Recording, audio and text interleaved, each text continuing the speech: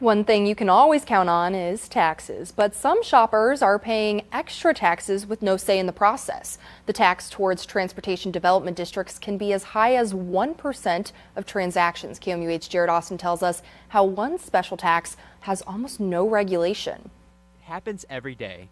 You go to the store, pay the bill, and bring the stuff you bought back home.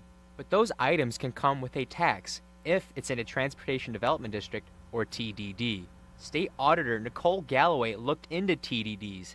She did not like what she saw. And what we found was really concerning. The main concern for Galloway was the amount of power property owners have to collect this tax. To fund a private parking lot or a private development that is already in existence and people are paying sales tax to fund that for the property owner or developer, that's where people get mad. According to the state auditor's report, it found taxpayers are on the hook for nearly $1 billion in project costs for road work. But it's a sales tax that voters did not approve and shoppers might not even know about. This is with only 60% of the state's TDD numbers included in the report. $1 billion is even a low estimate. There were several that did not have that information, but there are outstanding project costs that were not considered in our audit. Galloway says the reason property owners are able to get away with this is because there's no regulation.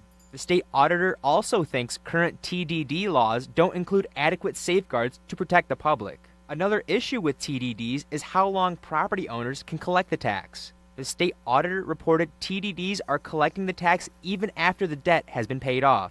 There is also no clarity as to how the state determines boundary lines for TDDs. The current TDD law states a district needs 50 voters in the district to approve the tax. According to Galloway, what property owners and developers are doing is going over this law.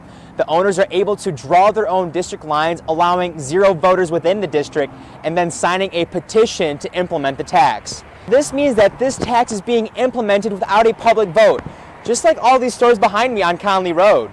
Voters typically are not voting on these sales tax. They can be just charged and sometimes in perpetuity.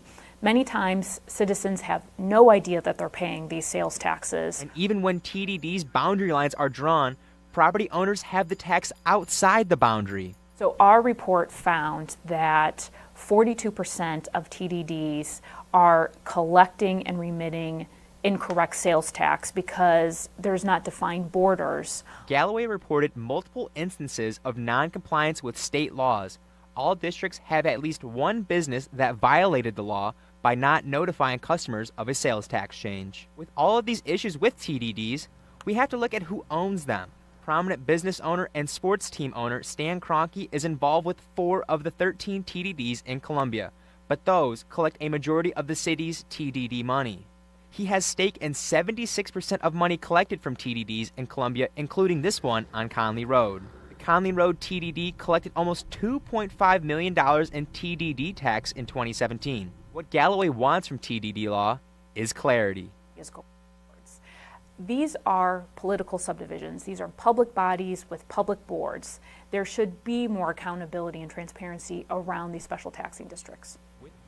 Columbia businesses collected a total of $5.9 million in TDD taxes in 2017. Galloway says a new law was passed to fine TDDs for not releasing their tax records. Everything else has not been touched by the General Assembly since Galloway's report in 2017.